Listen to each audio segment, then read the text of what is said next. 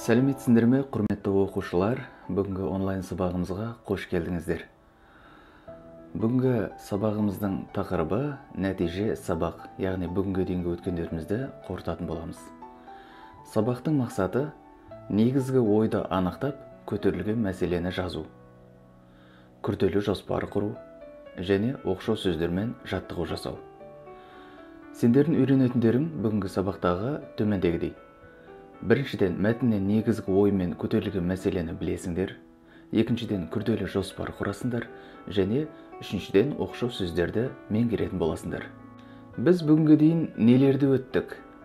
Алғашқы сабағымызда естеріңде болса, отан да ыстық деп аталатын тақырыпты өттік, яғни Ұлы Отан соғысының қашан басталғандығы жайында.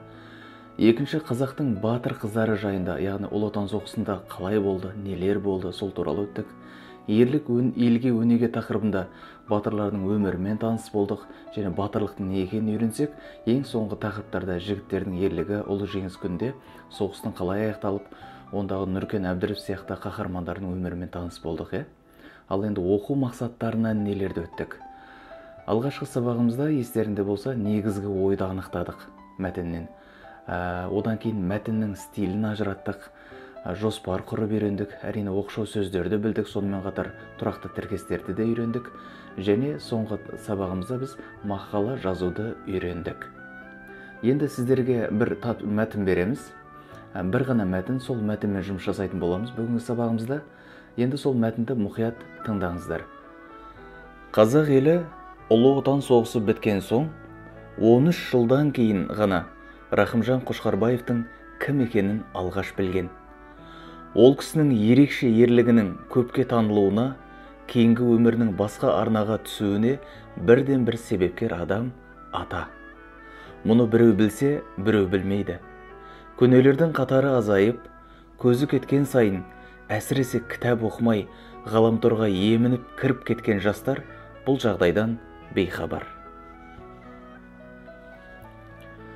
Рахымжан Қошқарбаевты ата бірінші рет 1958 жылдың алғашқы күндерінің бірінде өзіне сәлем бере келгенде көріпті. Майдангерлер тез ақ тіл табысып, ұзақ әңгімелеседі. Атаның айтуынша, алғашында сөзін суыртпақтап бастап, бірте-бірте бөгеті ағытылған судай ақтарылып, жан жүйесінде жатқан сырын да, ащы шынын да жайып салыпты. Рахымжан аға кете салып, ата Кәкімжан Қазбаевқа телефон соғып, тез жеткін, дейді қатаң түрде. Атасының бұйрығын екетпейтін әдетімен ол кісі лезде жетіп келеді. Аға келген заматта, ата, журналистпін дейсің, дипломым бар деп мақтанасың. Журналистке ең алдымен сезгір жүрек, көреген көз керек. Соғыс біткелі бері 10 жыл өтті. Рахымжандай тарихи адамды күні бүгінге дейін көрмей жүрген не қылған журналистсіңдер? Адам ерлік жасауды жоспарламайды. Ерлікті туғызатын сәт болады. Адамның жақсы қасиеті де, жасық қасиеті де соғыста тап сондай сәтте көрінеді. Мұндай сәт адамның ғұмырына, керек десең, ұрпақтан ұрпаққа кететін өмір баян, өсиет болып қалады. Рахымжан сондай қиын қыстау сәтте асыл қырынан көрінген азамат. Ол қыры жасаған ерлігі. Тағдыр оның өмір баянын сол сәтте жазды. Оның өмір баяны отпен жазылған өмір баян. Мен де 4 жыл соғыстың небір қияметін көрген жамын. Бірақ фашизмнің соңғы бекінісіне айналған Берлинді алғандағы соғыс, Рейхстагқа тігердегі сұрапыл соғыс, ол нағыз жойғын қырғын. Ал Рахымжан жеңіс жалауын желбіретіп, Рейхстагқа тіккен батыр. Міне, құрметті оқушылар, біз осымен мәтінді тыңдадық, мәтінмен танысып шықтық.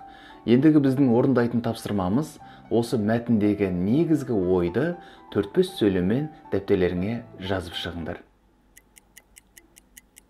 Яғни, мәтін не туралы?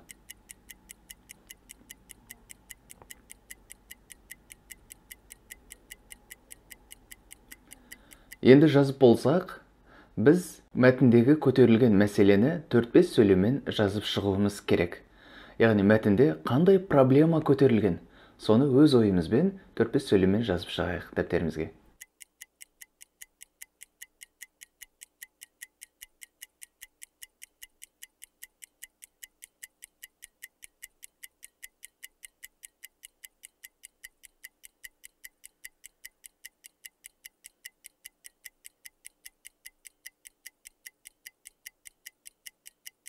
Жай жоспардан сәл ғана айырмашылық болған ол әрине біздегі күрделі жоспар, иә? Жай жоспар 1, 2, 3 деп санамалап жазылатын жоспар болса, ал күрделі жоспардың айырмашылығы мынадай. Оның міндетті түрде кіріспесі болады, иә? Одан кейін негізгі бөлімі болады. Одан кейін негізгі бөлімнің бөліктері, яғни 1, 2, 3 деген сияқты. Ең соңында қорытынды бөлім. Міне осылайша біз күрделі жоспар құрамыз.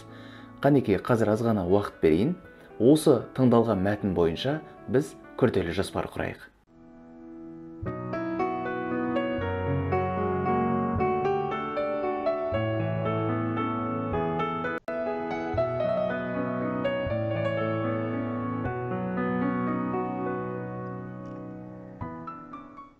Ал енді күрделі жоспарды құрып болған болсақ, құрған жоспарымызды суретке түсіріп, WhatsApp-пен жіберуді ұмытпаңыздар. Оқшау сөздер сөйлемде болады, бірақ сөйлемдегі басқа сөздермен грамматикалық байланысқа түспейді деп тағы да қайталап айтайық. Оқшау сөздердің 3 түрі бар еді: қаратпа сөз, қыстырма сөз және одағай сөздер. Қаратпа сөз адамды қарату үшін айтылатын сөздер. Қыстырма сөздер адамның өз ойын, көзқарасын білдіретін сөздер. Ал одағай сөздер сол ойға, пікірге деген адамның эмоциясы, сезімдері, көңіл күйі еді. Ал енді оқшау сөздерді қалай анықтаймыз? Тыныс белгілеріне назар аударайық. Оқшау сөз егер сөйлемнің басында келетін болса, мына экраннан көріп тұрғанымыздай, сөйлемнің басында келетін болса, оқшау сөзден кейін үтір қойылады. Ұмытпаймыз, иә? Одан кейін келесі сөздер кете береді, соңында сөйлем соңында нүкте деген сияқты. Ал енді оқшау сөздер сөйлемнің ортасында келсеше, онда оқшау сөздің мына екі жағына не қойылады? Үтір қойылады. Келесіде, егер оқшау сөз сөйлемнің соңында келсеше, онда оқшау сөзден бұрын үтір қойылады. Түсінікті ме, балалар? Міне осы формуланы ұмытпайық. Оқшау сөздер сөйлемнің басында, ортасында және соңында келсе, тыныс белгілері қалай болады деген мәселені бір үйреніп алсақ, одан кейін сөйлемнен оқшау сөзді ажырату түкте қиындыққа соқпайды. Егер түсінікті болатын болса, біз әрі қарай жалғастырамыз. Мына жерде сіздерге бірнеше сөйлем берілді. Осы сөйлемдерге тиісті, көп нүктенің орнына тиісті оқшау сөздерді қойып шығуымыз керек. Керекті оқшау сөздер астында тұр. Балам, сірә, меніңше, алақай, әрине деген сөздер. Қазір сіздерге қысқа уақыт берейік. Осы уақыт аралығында сіздер көп нүктенің орнына тиісті оқшау сөздерді қойып жазуларыңыз керек.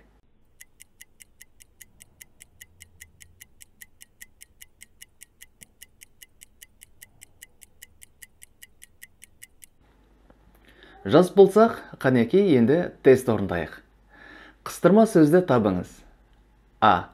Өзің бір қызық жан екенсің. Ә. Жолдас командир, жолдас комиссар. Б. Алдымнан жақсы кездестің-ау, шырағым. В. Ата, немереңіз келді. Г. Қорыта келгенде баяндама толық жасалған. Бұл жердегі қыстырма сөз қайсы? Дұрыс айтасыңдар. Қорыта келгенде, адам бұл жерде өз ойын білдіріп отыр. Келесі тест. Тыныс белгісі дұрыс қойылған қаратпа сөзді табыңыз дейді. А. Сірә бүгін күн суытар. Ә. Ауа райы қандай тамаша. Б. Тыңда дала жамбылды. В. Күмбірлеген домбыра дауысы естілді. Г. Жолдастар, тынышталыңыздар. Бұл жердегі тыныс белгісі дұрыс қойылған қаратпа сөз табуымыз керек. Яғни тек қана қаратпа сөз емес, тыныс белгісі дұрыс қойылған. Иә, дұрыс. Тыңда дала жамбылды. Жаңа ғана айттық қой біз, егер сөйлемнің ортасында келетін болса, оқшау сөздер, онда оқшау сөздің екі жағына үтір қойылады дедік. Мына жерде дала сөзі. Кімге айтып тұр? Далаға айтып тұр, уа қалайық деген сияқты. Жамбылды тыңдаңдар деген сияқты мағынада айтып тұр. Жарайсыздар. Келесі тест. Оқшау сөзді көрсетіңіз. Мына жерден оқшау сөзді ажыратуымыз керек. Қайсысы оқшау сөздерге жатады? А. Үстеу, Ә. Шылау, Б. Шырай, В. Қыстырма, Г. Жалғаулық. Бұл әрине өте оңай сұрақтардың бірі. Дұрыс айтасыздар, дұрыс таптыңыздар. Әрине бұл қыстырма. Оқшау сөздің жаңағы айтып өткен үш түрі. Міне біз осымен балалар оқшау сөздерді ажыраттық. Жалпы бүгінгі сабақта осымен біз негізгі оймен көтерілген мәселені анықтадық, жоспар құрдық және оқшау сөздерді білдік. Сіздерден өтінерім, негізгі оймен көтерілген мәселені және дәптерімізге жазған құрған күрделі жоспарымызды суретке түсіріп WhatsApp-пен маған жіберуді ұмытпаңыздар. Рахмет, бүгінгі сабағымыз осымен аяқталды. Келесі сабаққа дейін сау саламат болыңыздар. Келесі сабақта БЖБ жазатын боламыз. Рахмет.